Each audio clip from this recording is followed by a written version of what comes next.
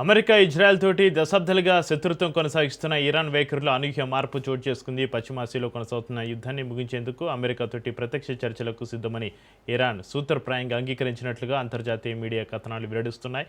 ఈ పరిణామం ప్రపంచ రాజకీయాల్లో తీవ్ర చర్చనీయాంశంగా మారింది.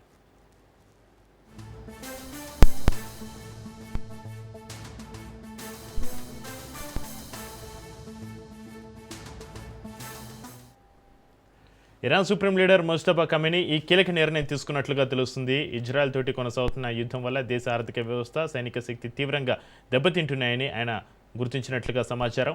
ఈ నేపథ్యంలోనే భారీ వినాశనం నుంచి దేశాన్ని కాపాడంతో పాటుగా తన అధికారాన్ని సుస్థిరం చేసుకునేందుకు ముస్తఫా ఈ శాంతియుత మార్గాన్ని ఎంచుకున్నారని విశ్లేషకులు భావిస్తున్నారు. అమెరికా ఆంక్షలు, ఇజ్రాయెల్ దాడుల నుంచి బయటపడాలంటే చర్చలే సరైన మార్గమని ఆయన నిర్ణయించుకున్నట్లుగా కనిపిస్తోంది.